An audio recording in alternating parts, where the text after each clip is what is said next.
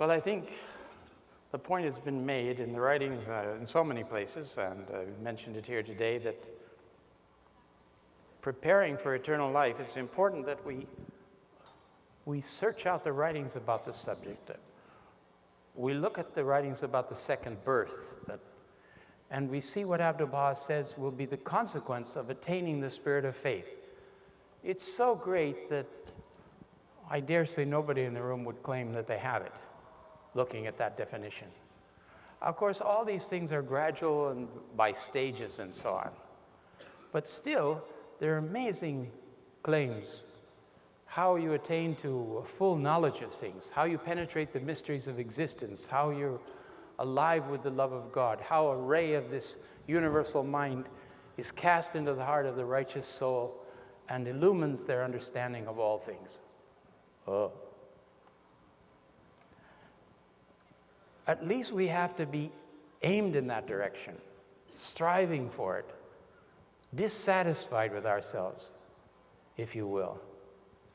Self-satisfaction is about the last thing you want to worry about in this life. He's given us a very high standard. As long as we're moving towards that standard, we're okay. He talks about the next life, and he says, Allah says that what the souls of the dwellers in the Crimson Ark, the ones that really are accepted in the kingdom, when they go to the next world, they're ushered into the company of the prophets of God, who will inquire of them that which they have suffered in the path of God. Now, if you haven't suffered very much, you'll probably have a very short interview. But if you've suffered nothing but difficulties from the beginning to the end, you'll have a lot to talk about and a lot to enjoy in their company. It's a curious kind of a setting that they provide for us.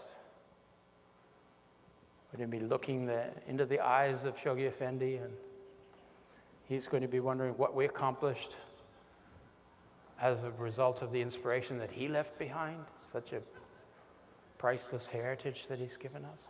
Calls the Westerners, and now the Easterners who are amongst us are also part of the Western tradition now. You're living here, the spiritual descendants of the Dawnbreakers.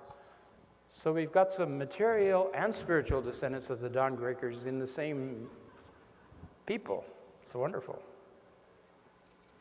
Texas is greatly blessed. I remember seeing messages coming from friends in Texas with so many strange names at first for Westerners, you know. You wondered how Texas was producing these kind of Shakibanajad and things like that, different names of various sorts. And now with a new generation of believers coming from the Persian and Iranian exiles, we have another generation. This happened also in South America. Some of the pioneers went very early in the 50s, and their children grew up, and those children became key believers and such a help to the community there. And they married either each other or they married Brazilians, and the whole thing's going forward in a very nice way. It takes sometimes a generation or two, you know, the older generation is still attached and thinking maybe it'll go back home or something will change or something happen. We don't know how that's going to be. But in the meanwhile, pour out your services and the inspiration that you have and the prayers you have for the friends, that the cause can grow and become consolidated wherever you are. The preparing for eternal life is, of course, serving the cause of God.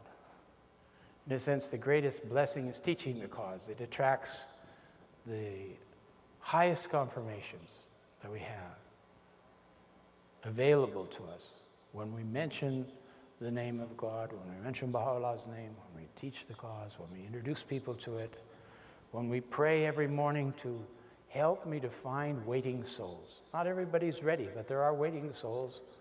We're assured that by the revelation itself, and Shoghi Effendi said there's at least 2 or 3% of waiting souls every place. That doesn't seem very high, but it's a lot of people if you're counting in the hundreds of thousands in a locality. Baha'u'llah, move me so that I encounter some of these waiting souls. And then Baha'u'llah, give me the good sense to recognize that this is a waiting soul instead of passing them up the way we do so often without realizing it.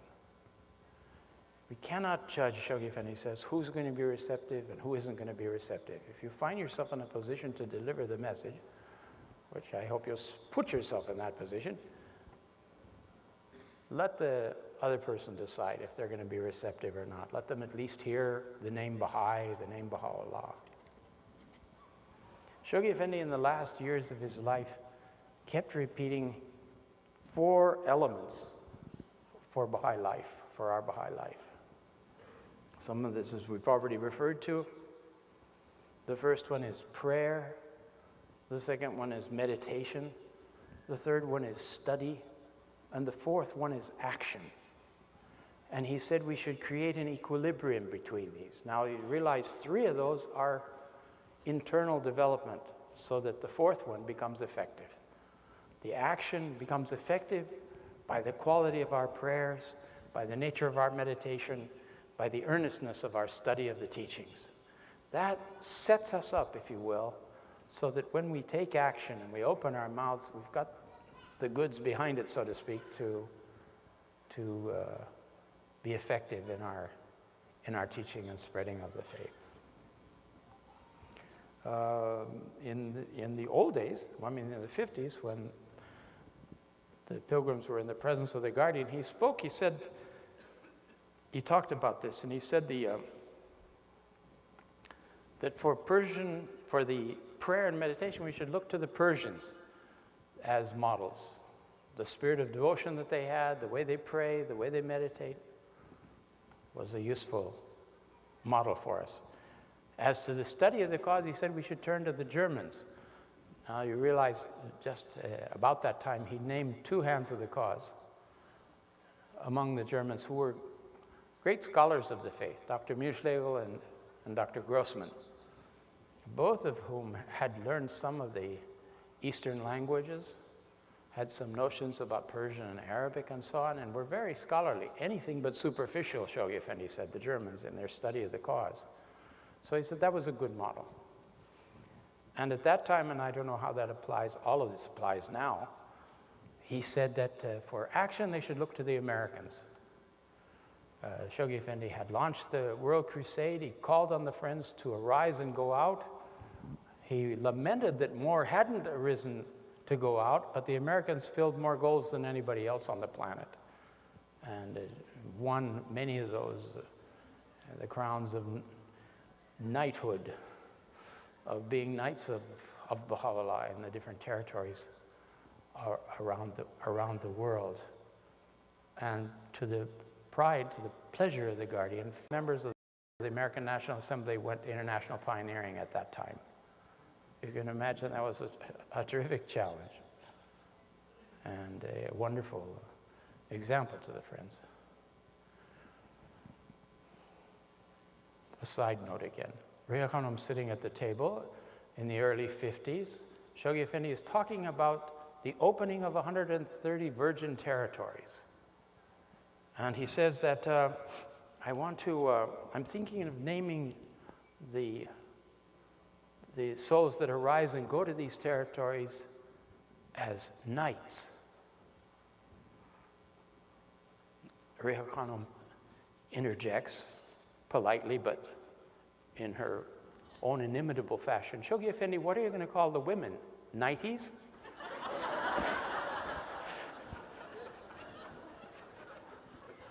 They said Shoghi Effendi went on talking about what he was talking about. Didn't look at her, didn't respond at all to that.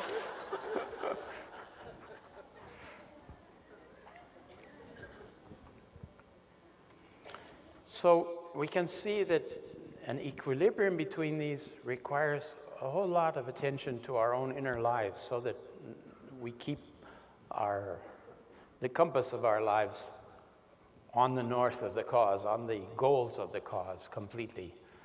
And to do this, we need to study the writings along with whatever else we do, and along with the Institute courses. And some of you will say, well, the Institute course, I don't need to take the Institute. I've been studying the Baha'i writings for 25 years. What am I going to go to the Institute course for? The Institute course not to deepen you in the faith. The Institute course is so that you will understand what the new believers are learning along the way in their training and have some sympathy for it and be able to draw on those elements and that preparation that's in the courses for the new believers that haven't had 25 years of Baha'i studies. So don't think that one is a substitute for the other. We still have an individual obligation, even if the community isn't organizing a lot of study classes. We have an individual responsibility to study the writings, to deepen ourselves constantly, both in terms of so we will be able to effectively teach the cause, and also in terms of preparing for eternal life, enhancing the character of our spiritual natures, delivering ourselves from all of the lower aspects of existence which constantly pull on us. Preparing for eternal life requires, I think it was the Imam Ali that said this originally, said that we should live our lives spiritually as if we're going to die this evening. We should be prepared to face our Maker today, spiritually, all the time. Materially, we should live our lives as if we're going to live forever, keeping our affairs organized, paying our debts, settling difficulties that we have, assisting others always. And there is a question about these settling debts. They don't go away, and we want to try to settle the debts of our relatives if they've gone on without that being settled. There's a whole lot of measuring of justice in the next world.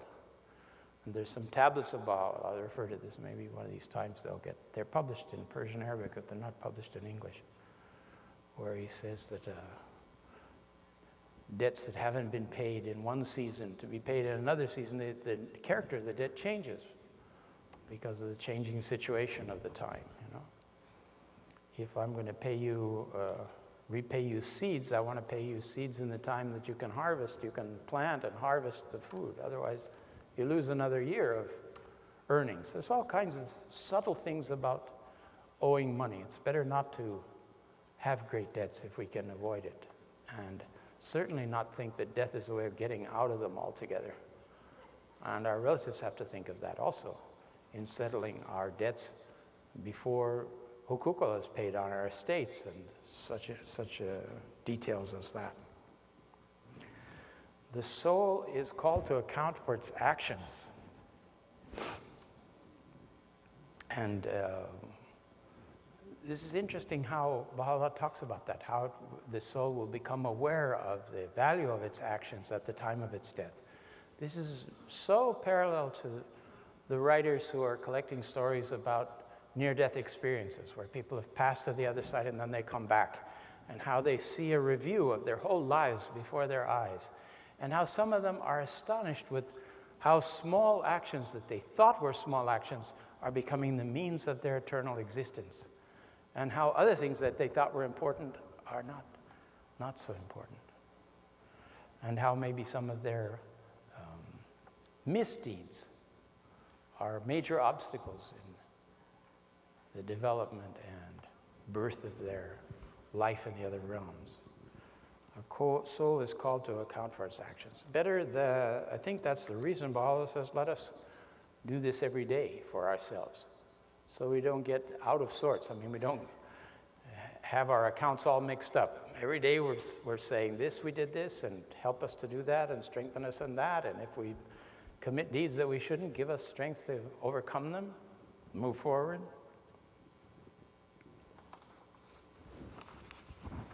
The moment of death, in the East, there's a whole lot of emphasis on this. You know, let me die at a good moment. Let me not lose my faith at the last minute. There's something about the moment of death that brings people to a sense of reality.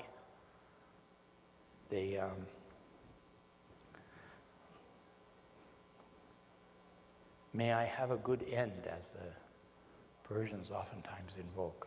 And in the time of the Master, they used that. Whatever else, let me end in a good way.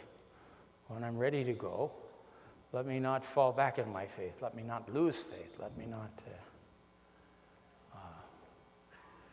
be tormented by any lack of proper vision for entering the next world. So that's something we want to pray about, and of course, we would hope we would be conscious to be able to pray as we're getting ready to depart, but otherwise our dear ones and near ones are going to have to do that for us and assist us. The question of God's mercy and God's justice. There is a standard we all are kept to, but that standard varies from individual to individual. In other words, you are not in a position to look around at other Baha'is and say, well, I'm in a lot better shape than this Baha'i or than that Baha'i, because that shape that you think you're in compared to Abdul Baha'i is not going to be the same. And he's the exemplar, not your neighbor, not your sister, not your brother. So one wants to hold the master as the example, and then we always find we're a little short, or very short, of the goal. And we never become prideful of our achievements. Remember, Mr. Sears used to say, we don't know what our capacity is. God will judge us by what we do with what we have been given. And each of us has been given different measures. We have different,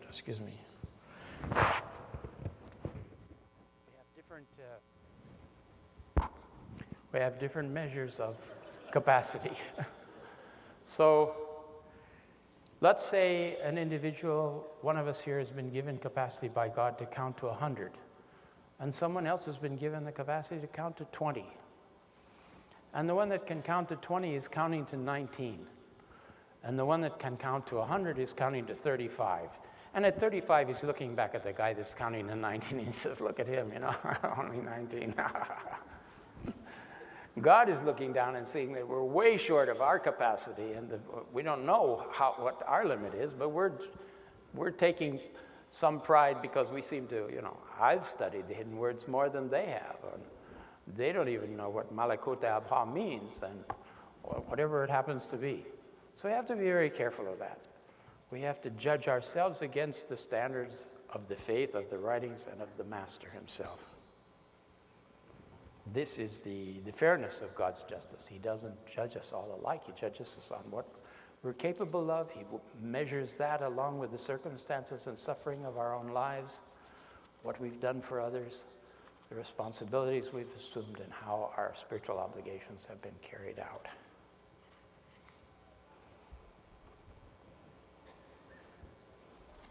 Now, let's see, where are we?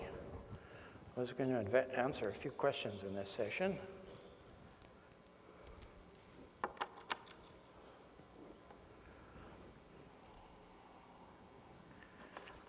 A few of you sent this up. I don't know where this, someone else asked me about the quote of the Bab with Muhammad and the clergy. I'll see if I can run that down, but I haven't heard, I heard that years ago. And I just find it difficult to give it up, even though I don't know a source for it. But we'll see what we can do.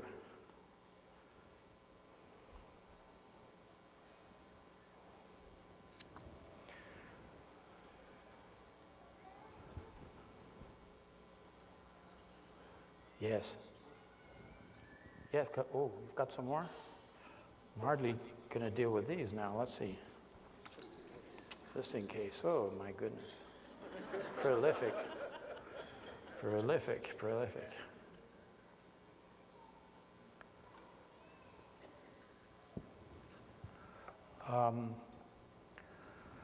Someone said, can you speak a bit about the dark forces of our time and how individuals can fight against them? Of course, the darkness is the absence of light. If you bring light into your life in terms of the spirit of faith, in terms of the interaction with the Word of God, that already is the first step towards getting rid of the effect of the dark forces. The dark forces, the principal ones that Shoghi Effendi says, the greatest enemy of the faith is materialism. Because materialism distracts the soul from its whole purpose. It takes on a whole other aspiration in life, to acquire material goods, to acquire wealth, and sees that as the goal of existence. it's ephemeral. It goes away. Today you have it, tomorrow you don't. It's not the kind of thing we want to concentrate on. There will be times when we're prosperous. There'll be times when we're impoverished. He says you have to view them more or less with the same spirit. God gives and God takes away, and he knows what we need, and he sends us the tests that we need for doing that. So these, principally the dark forces are those things, also ignorance, also prejudice.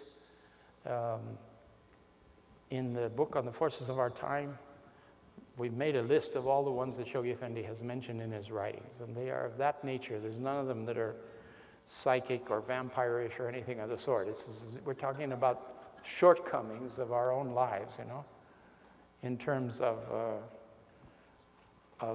the way, for instance, he says, the friends must beware lest through thinking and feeling negatively about each other, they allow the dark forces to enter their lives.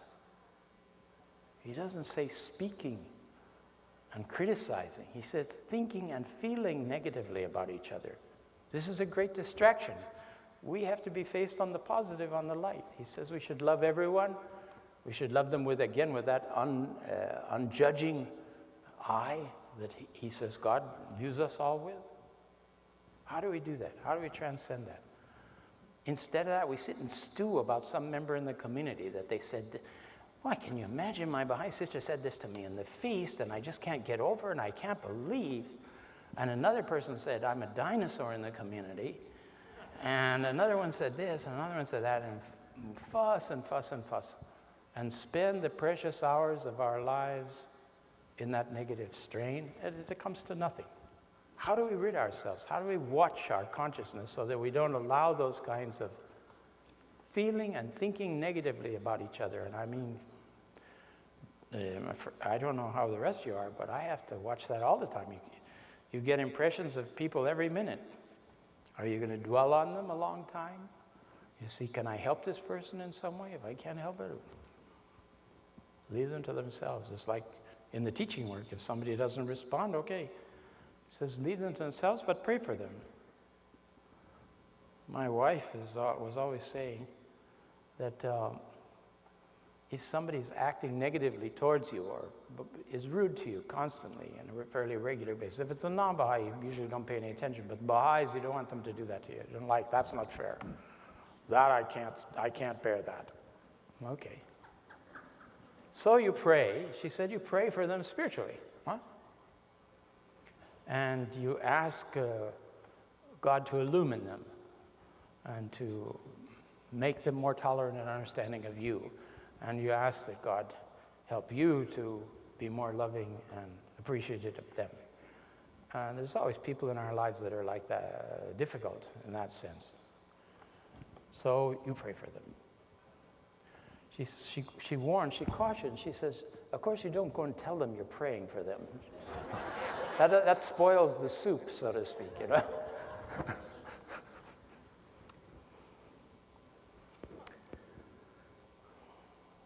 How can we encourage longtime believers to be more heartily engaged in the 5-year plan and core activities? Well, keep trying.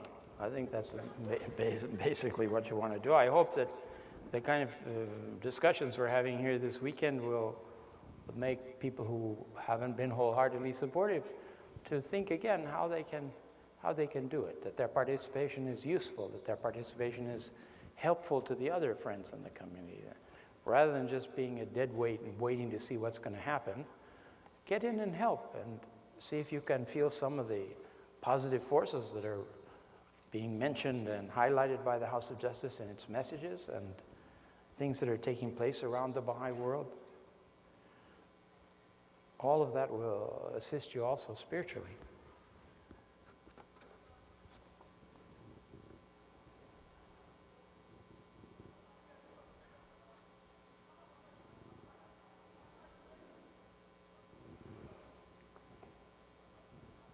How can an LSA counsel or console a new Baha'i or non-Baha'i spouse who has lost their husband or their wife?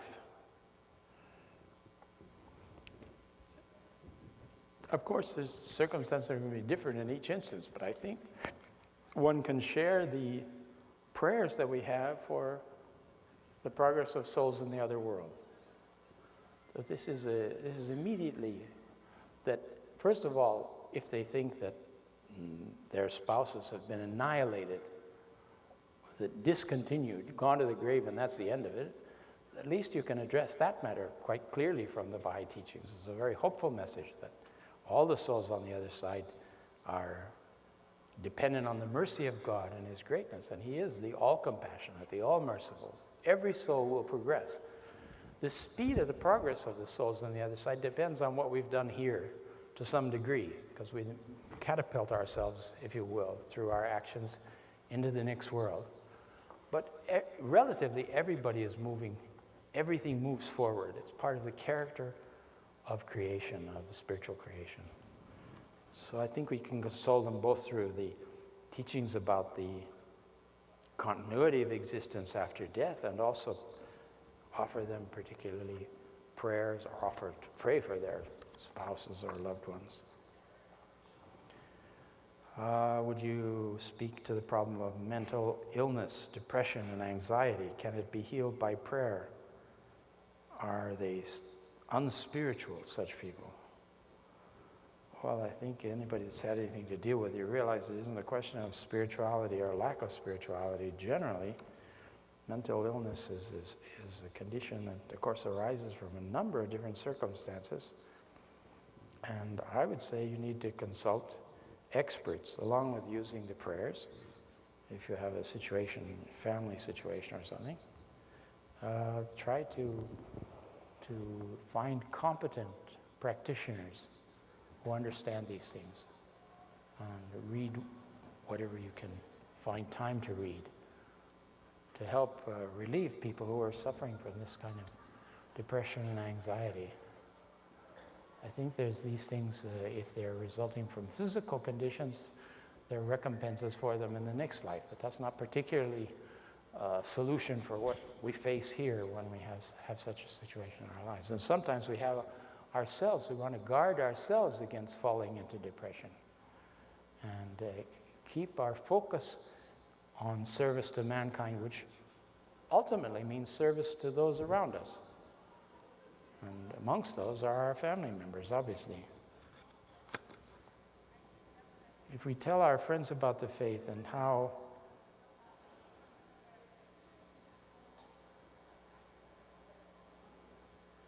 it teaches the equality of men and women, and they later discover that women are not eligible to be members of the House of Justice, some of them may say that this is not true equality. What can we say to them to help them understand and not make the faith seem hypocritical? Well, I think the House of Justice has addressed this in some major letters, one of them to the NSA of New Zealand, which you'd want to ask for a copy of. I'm sure the National Assembly here has it, in which it traces the origin of this ruling of Baha'u'llah. It comes from Baha'u'llah, who has created everything and ordained everything. And he says that the membership of the House of Justice is limited to men. They've asked Abdu'l-Baha about this. You're not the first one to ask. This question has arisen from the very beginning. And Abdu'l-Baha says that it's the reason for it is not known at this time. It will become known and as clear as the sun at midday in the future. I think we can all declare it's not as clear as the sun at midday yet. I don't think we know the answer yet. But it will become clear, he promises us, in the future. So it's a question of faith. There's another element here, which was one I'm going to refer to in another, but I can bring it forward. And that is the tablet of Abdu'l-Baha, where he says that the sex of an individual is not with the soul. It's an accident added to the individual when they take on a physical body. That means that the soul of a man or of a woman is exactly the same before it comes into the body.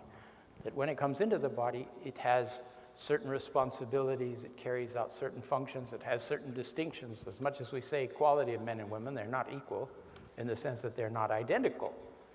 Sometimes we say this and people wonder how they think men and women are exactly identical. I see some differences, you know. It's the question of rights. privileges and opportunities, the principle is. They must be the same for both. All right, then you say, well, why aren't they on the House of Justice? Because the same source that said they should have the same rights, privileges, and has made a qualification in the case of the House of Justice, which we don't understand why. Okay, we can leave the faith if we want, but what good does that do? It doesn't solve the problem. So I think we have to just accept this on faith and understand that, I pity the poor woman that has to serve on the House of Justice if such was ever the case, because it's really tough, and it's every day, all day long, and constant tensions. I think also women are, I don't want to say why, because we don't know. If we knew why, he'd tell us why. So I'm not going to tell you why.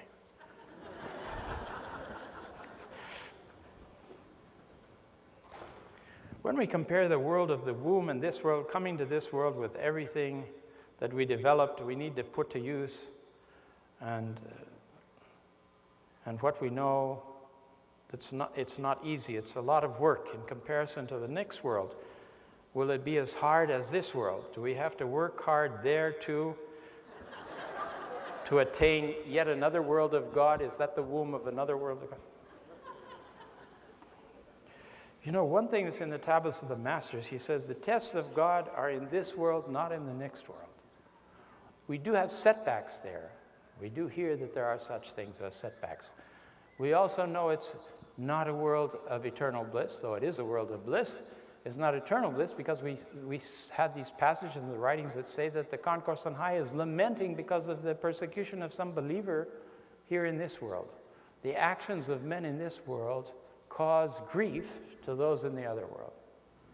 But this is not a permanent thing. It comes and goes, I suppose. We don't know. It's very hard for us to judge how to view that from here. So I can't really comment more about that, but I think that we're told that that really is a world of light, and it's untainted by darkness, and if we've been faithful to the requirements of this life, it will be heaven. It will be paradise. It will be a realm of great joy.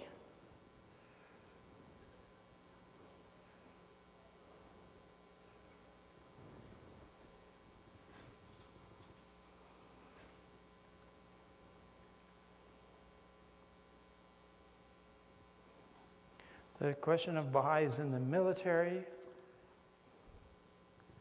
I think that we know in the faith that we can serve in the military if drafted, if required to serve, but we should ask for non-combatant status. Now, usually people think non-combatant status, oh, you don't want to carry a gun, so you don't want any danger. But actually, the Baha'is in the previous wars have been assigned, where it was possible, they've been assigned to be in intelligence units or in advanced radio lines where they have to go across the enemy lines and establish radio posts and so on, where they have to be dealing as medics, picking up the bodies and remains of the other soldiers, not out of the line of fire, not out of danger, but not being required to themselves engage in an act of killing or combat of that sort. So you can inquire of your National Spiritual Assembly what the terms are of whether you can get an education through the military, under what circumstances. There's some further aspects of that. What about training in the military and when there are no wars? But you don't know about tomorrow, whenever you're in the military, whether there's going to be another war or what's going to happen. But I think the National Assembly can fill you in on details about that. Could you please talk about the worlds beyond our world and what do they encompass? I feel very complimented about that question, that somebody thinks I can answer that. I don't know how to tell you about that. We have those passages that we read of the infinity of the material worlds Abdu'l-Baha says, judge from that the vast infinity of spiritual worlds. This physical universe alone, they can't find any end to it. It goes on and on and on. And everything organized, breathing, coming alive, great webs of galaxies in the universe, patterns and things that you see in the smallest of things reflected in the vast greatness of the universe and its mysteries. It's again, it tells us something about how great the spiritual worlds must be, how vast they must be.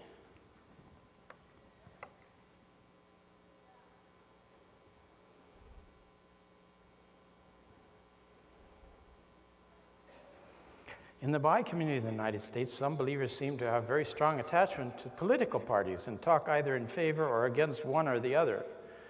Is that allowable? How far is a Baha'i allowed to get involved in politics? For example, holding political office. Are Baha'is allowed or encouraged to vote? Certainly the Baha'is are allowed and encouraged to vote. It depends on the country you're in. Sometimes some of the countries they only have one party. And in order for you to be considered a citizen of that country, you have to vote. And the House of Justice says you vote. As far as backing one political party or another, I think you'd want to be careful of that. None of the political parties have a platform that corresponds at all to the Baha'i teachings and the universal nature of the Baha'i concept of society. And certainly it pits us one against the other if we start supporting candidates and things in a lively way. And these are palliatives. They're temporary solutions, friends. We got to go for the big one. We need to promote the growth of the cause in the world till we get ourselves to the threshold of the lesser peace, and beyond that to world federation, and finally the elimination of partisan politics in the sense of that a country feels it has to have those, and if it doesn't have those, it doesn't have democracy. I don't know, it's just quite an interesting area of subject. I'm not terribly informed about it, but I think we have to be careful of not involving ourselves in partisan disputes and difficulties. That doesn't mean we shouldn't read the newspaper and shouldn't be well informed about both sides and thinking about how the Baha'i teachings could resolve such problems. What are those elements in the teachings that would assist with the resolution of the difficulties? It's part of a useful exercise that we can engage in keeping ourselves properly informed so that we don't look like ignoramus if somebody asks a question about this, like me at the moment here. So, yes, allowed and encouraged to vote.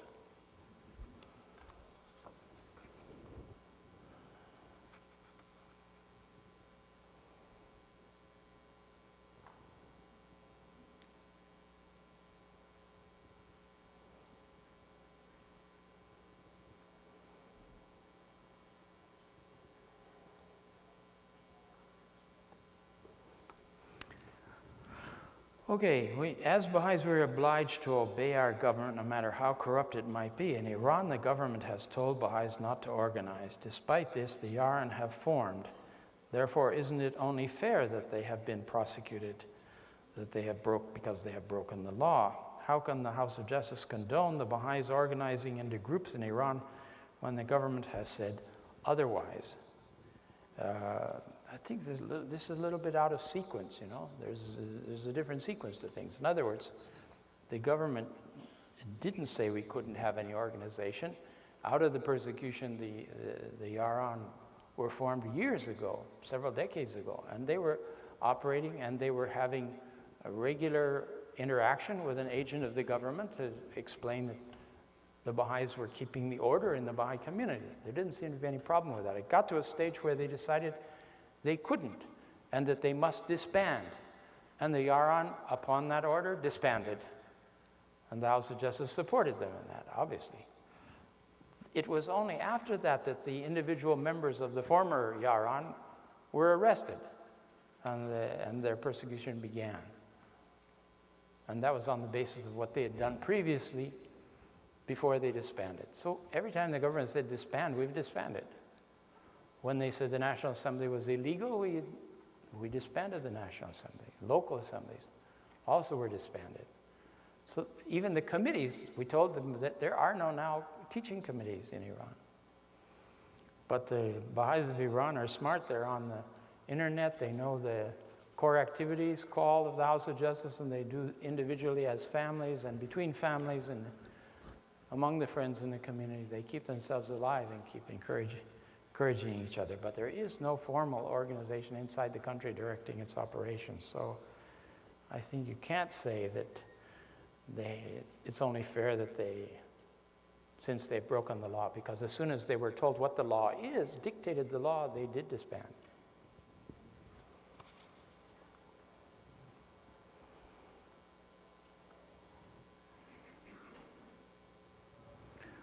People that commit suicide, are they forgiven? Can you see them in the next life? How does their soul progress? Well, everything falls on the mercy of God in the next world, but certainly there's enough tablets of Abdu'l-Baha to individuals, people whose spouses have committed suicide or their children have committed suicide, that they assure their soul that they'll be okay. They're going to be trained. Some souls are overburdened to the extent where they take their own lives. While we're alive, we're forbidden to do it, but we don't condemn those who've done it after they're on the other side. That's another matter. That's then in God's hands, and we pray for their progress, and we realize that we are not in a position to really judge the circumstances that cause them to exceed the limits of this ruling.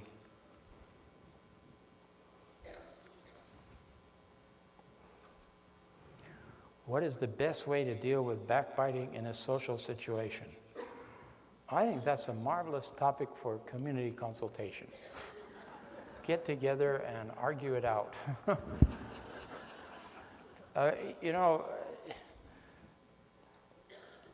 On the one hand, you can say, don't listen. But sometimes that doesn't help. Sometimes you have to gently say that really this is bordering, our conversation is bordering on backbiting. It would probably be better if we abstain from that. Maybe it needs a stronger medicine than say, I'm not going to listen to such things. But you don't want to be insulting to the other person. You want them to benefit and learn from the advice. And Abdu'l-Baha says that he extols us to reason, is this useful, is this helpful? This doesn't really solve the problems that we're criticizing here. And we have a very strong law against it from Baha'u'llah. Abstain from backbiting.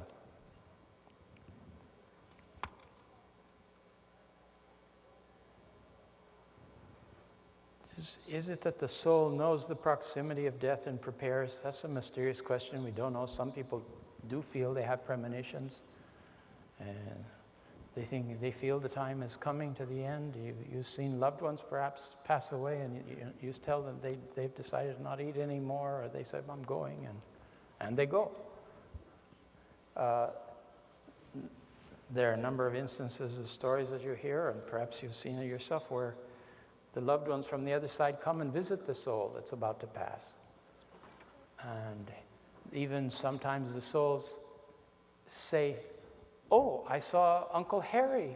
I didn't know he died. And Uncle Harry's died, but they haven't told the family, they haven't told the sick person, because they say it's going to be too much of a blow, so we won't tell them. Meanwhile, Uncle Harry comes and presents himself from the spiritual side and says, we're waiting for you, and we're all prepared for you. So that's an interesting complication.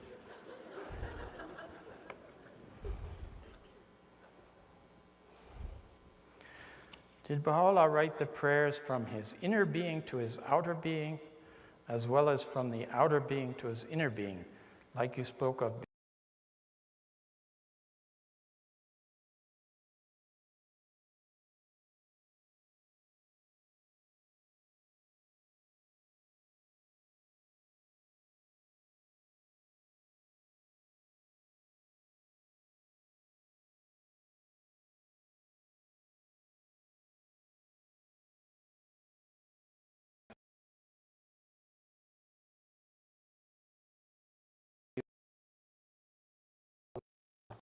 Plenty of instances of the deprivations that they suffered, and who can imagine people say, well, Baha'u'llah, the claims are he suffered more than anybody in history. Okay, why? Well, you think through it. He said, well, the killing fields in Thailand or in whatever, Cambodia were worse than that. How can you say that he suffered more? He suffered more because he had consciousness of what the human race could be if it responded to his message. Imagine the Lord calls humanity to embrace him, and humanity turns its back. The kings turn their back. They persecute you and send you to prison. And instead of escaping from that, in a sense, with the powers that surely the manifestation has, he submits to it. And he says, by submitting to it, he frees us from the chains and limitations of our lower selves. We look and see that he feels nothing for this life, worries not about this life.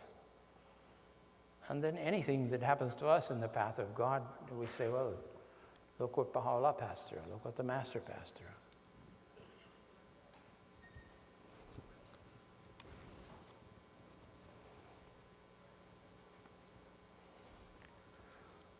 Announced that the marathon will block Congress Avenue on Sunday morning.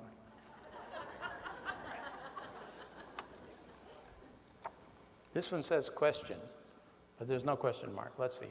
Here's the other side. Since I have become a Baha'i, I have noticed that I find it harder and harder to be punctual. Is there a Baha'i...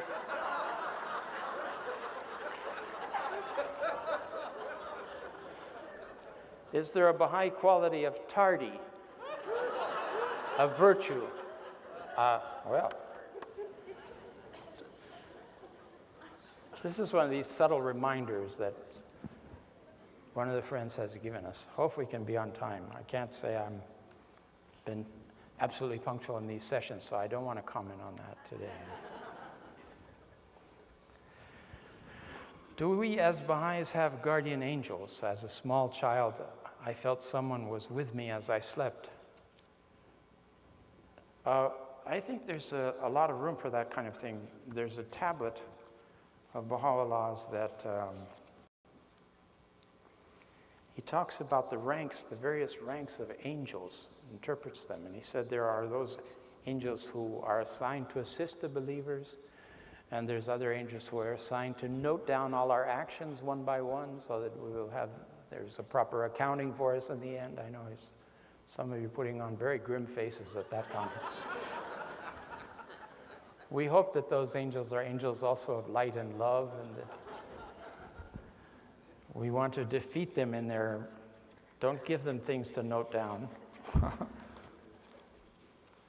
But I think there are certainly the presence of those who are concerned for us, our loved ones and others, that may be assigned to assist us in one way or another that we feel sometimes. All of this, the one power of God acts through all those levels. You know, he talks about how the detached souls are the source of the arts and sciences in this world. They're in that world, but they are a leaven that leavens the progress of society here. So they're serving the whole of mankind in that sense. And the souls that go to the next world, as we'll see talking about the activities of these souls tomorrow, are not at all idle. There's plenty to do and quite a bit of parallel feeling to what happens in this world. I read in the books about that. I don't know personally. You realize that, you know, in case you hear me sounding like I know what I'm talking about.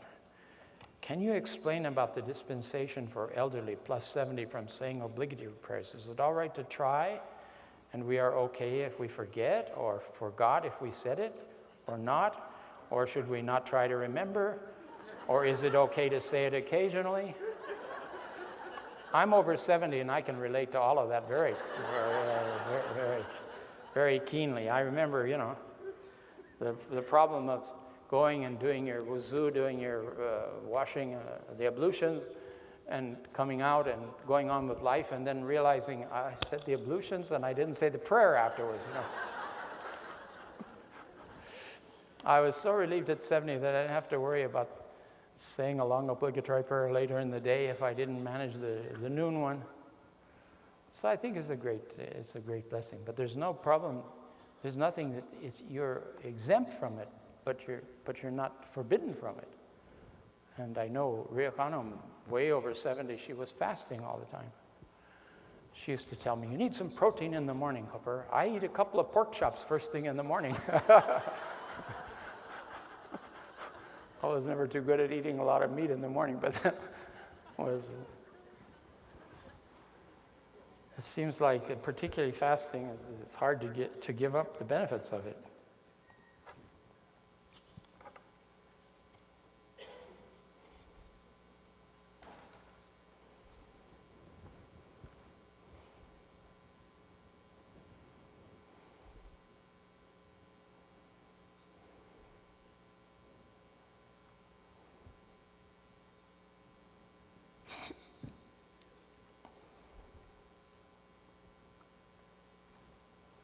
Wow. Okay.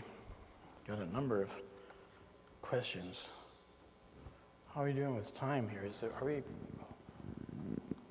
We've got 10 minutes more? 15 minutes more? What is it? Something like that? Okay. What was your service in the House of Justice like? What do you think helped you to sustain your service in that body? And what sort of qualities, education, experiences will help Baha'is in Baha'i administration and serving the general public? Another question, who writes the messages of the House of Justice, and does the entire body work together to write the messages? 3, does it require a unanimous vote to make a decision or a majority? Is there dissension in the House of Justice? And how do you bring about unity? You know, I would say, going from the bottom up, that cordiality reigns in the House of Justice generally. I've seen very little outbreak of animosities or concern. Passionate the members are about the faith and about the teachings and about how they feel about it. The clash of differing opinions is right there. But it's the clash of opinions and not the clash of the members.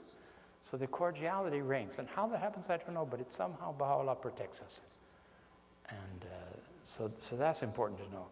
The message of the House of Justice, for instance, the Rizwan message, and this is my own perception of it, other members may explain it in a different way. We have a general consultation in which all the members in the course of a day or two express what kind of things they think should come into the next Rizwan message or the next major message, whatever it is.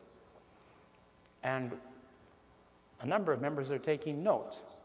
And then the House of Justice will decide, 2 members will go out and make a first draft based on this consultation. And now you've been in there years, you have a kind of feeling of how the thing is going to go. So you try to express the various homogeneous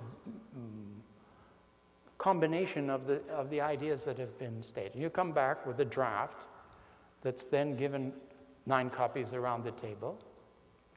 It's read out, the whole thing first, to get the general flow and spirit of it, and then you go back paragraph by paragraph. The sense of this paragraph, is this what we want? Is it not what we want? Does this third sentence belong here? I think this paragraph I suggest is this close to the end. This is the climax of the message. Why do we have it up at the beginning? And it goes back and forth in discussion, paragraph by paragraph, line by line, adjective by adjective, until we have a set of corrections on top of that first draft. And a general feeling that we're moving in the right direction. Otherwise, we'd reassign the whole thing from the beginning. That goes out and comes back. That's now draft number 1. Draft number 2, the same process takes place again. I think when I left the House of Justice Nauruz, we were in the process of doing the Rizwan message. I believe it was 5 or 6 drafts that had already passed through. And after I left the House, it went through a couple more. Believe me, friends, this is the expression of the will of the House of Justice. And it isn't a question of dissension. There's no dissension in it. Everybody has a moderating influence and a guiding influence, and that's the way these messages come out.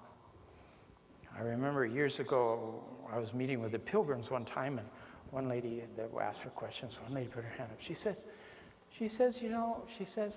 I know that the House of Justice writes the Rizwan message, but what else do you do?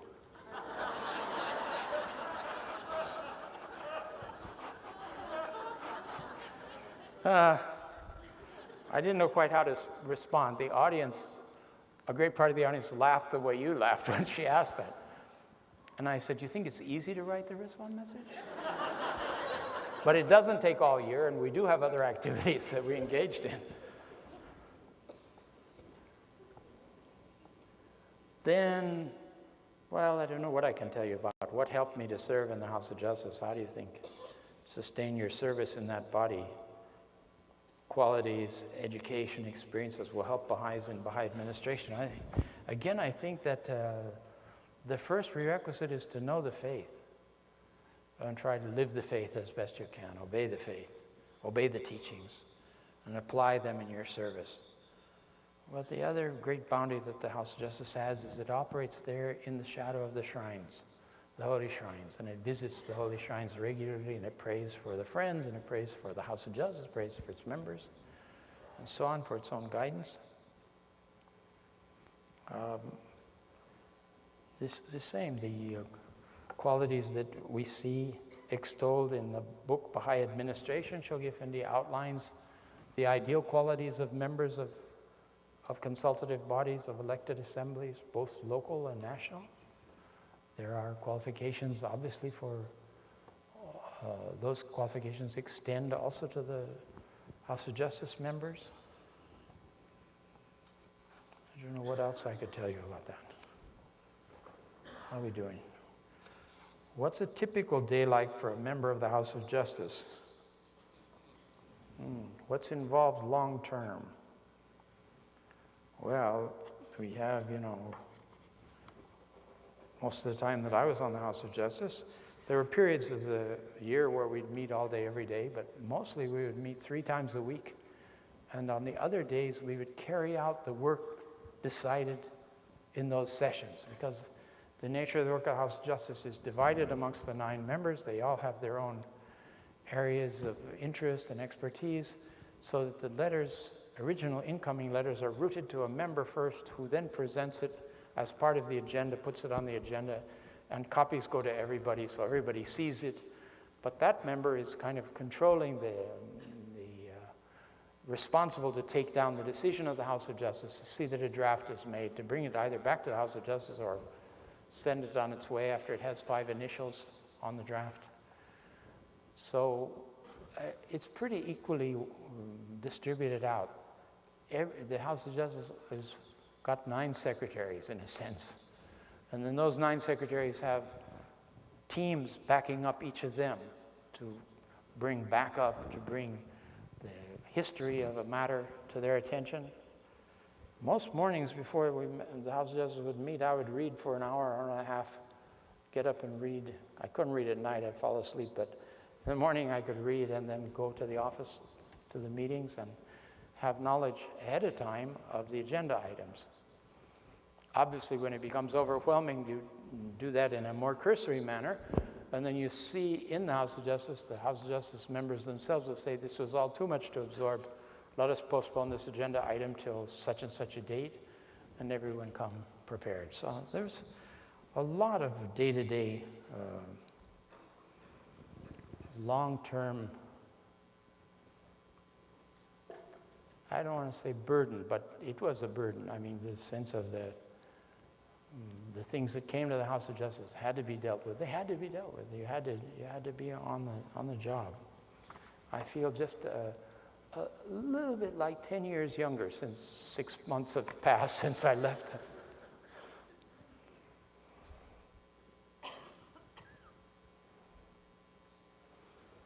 If you had 30 minutes to an hour per day or a week, how would you go about teaching the Baha'i faith?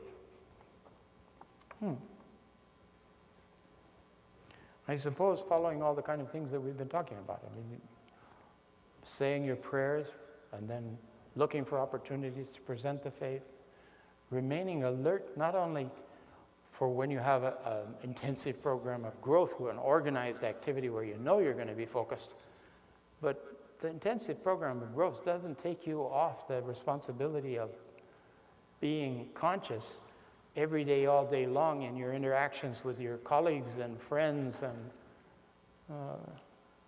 fellow students or whoever it is, all of that, you still have to be alert. You ask for Bahá'u'lláh so that these minutes or hour per day can be used in the most effective manner.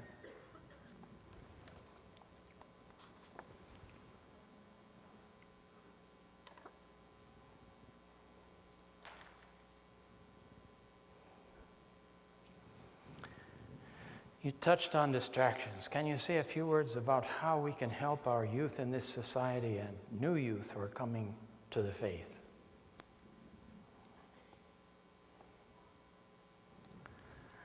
I don't know. It's a very serious matter how to not curtail that our existence not be joyous, but at the same time that we sober up and stop wasting time.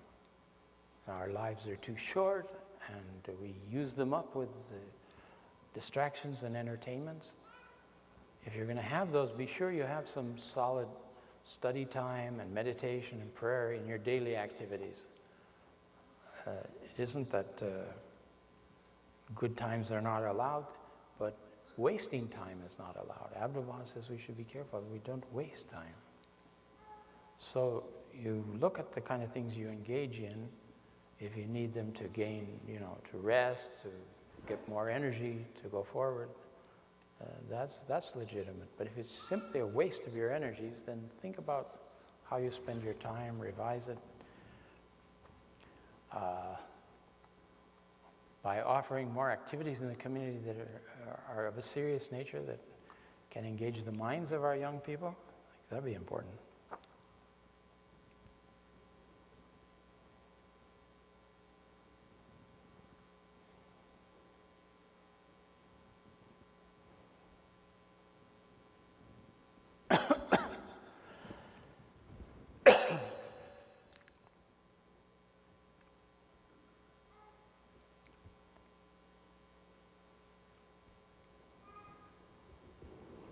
Well, this is not entirely clear to me what the question is, but it has to do with how does one console a friend who has lost a person that's close to them, and this has resulted in them disputing with God.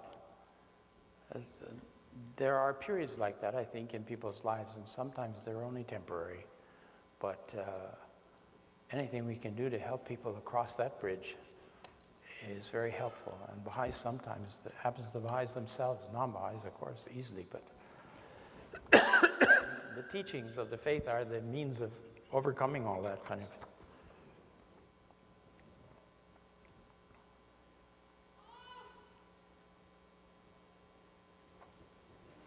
Let's see what this is here. Some of these will have to leave for another session, I think, friends. We're just about done here.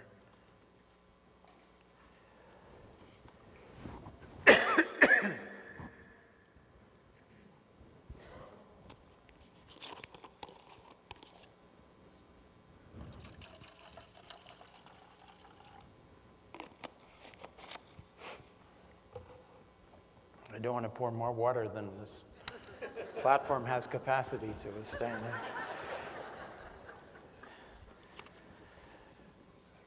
Can you elucidate on the quote, "To know oneself is to know God"?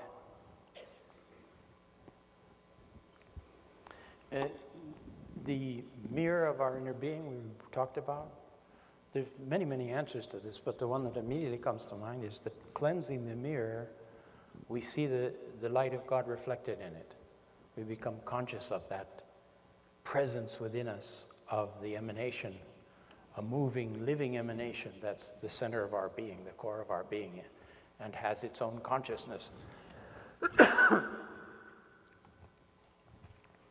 And that in that way we come to appreciate and praise God. We see things in the mirror of our own being. We feel things in our own souls, or we're prompted to feel things by looking at others. Sometimes the eyes of others will communicate things to us that we need to know and will make us aware. Sometimes the tone of the voice of a chanter will reach us in a way that opens us to a greater understanding of our own inner beings. Lots of ways there.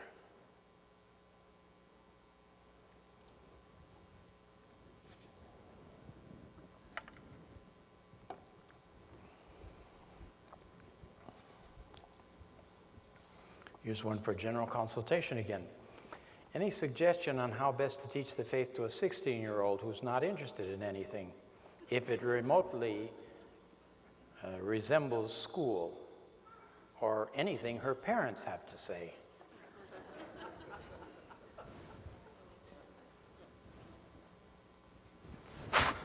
I think that junior youth activity is starting to crack that. In other words, if you give the teenager a role in doing something useful, or if they see others doing something useful, and that begins to suggest to them that there are things they can do which would help other souls, you might find that you've got an idealism you didn't imagine was present in that child. But that requires that the assemblies wisely and the area teaching committees wisely promote this whole question of junior youth and youth activities. Youth activities together, if they can have some greater spiritual content. And if we don't teach the faith as if it were a school subject, that will be a help.